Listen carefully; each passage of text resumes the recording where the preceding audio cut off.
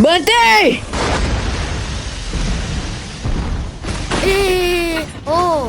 Hah?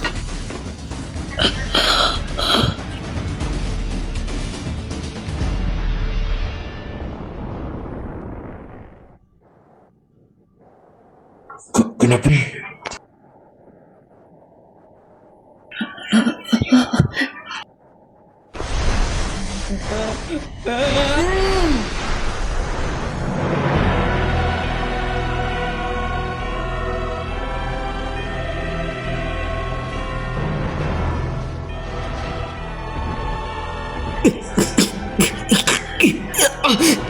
Apa yang kamu dah buat?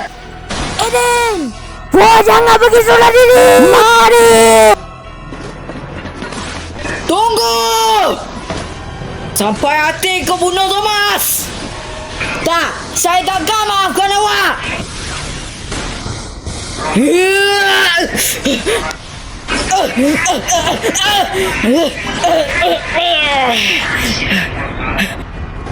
Wah, Eden!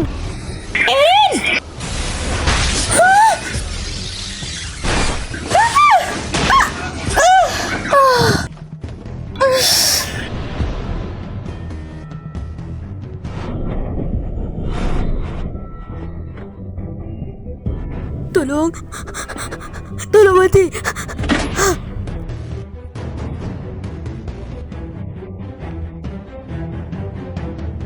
Kenapa saya? Tengok kawan-kawan saya dimakan. Hah? Kenapa? Badan saya tak dapat bergerak. Hah? Woi, tolong!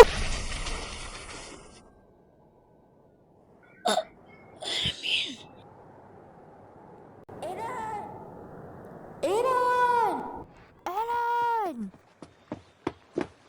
Kenapa Armin? Atau saya simpan buku ni. Buku tentang dunia luar. Tentang dunia luar? Mana datang buku tu? Pegawai-pegawai akan tangkap kau nanti. Lupakan semua tu.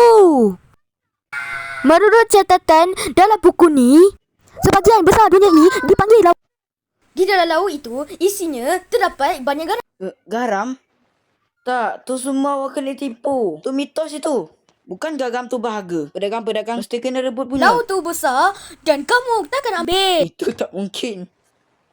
Bukan tu je.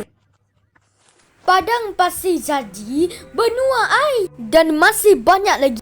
Aku rasa ada kat luar bandar sana. Dunia luar mesti berkali lipat daripada sini. Dunia luar? Ada lagi satu, tapi jangan beritahu orang. Sebab mana ayah saya cakap dia nak pergi ke dunia luar sana. Dunia luar, Woi, Eden. Ha? Bayangkan satu hari nanti kita dapat pergi ke dunia luar juga.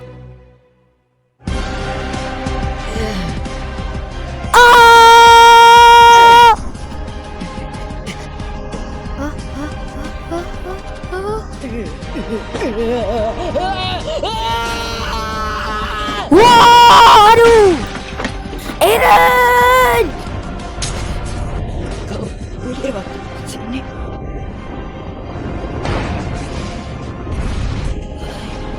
Armin, kamu cakap tentang dunia luar kan?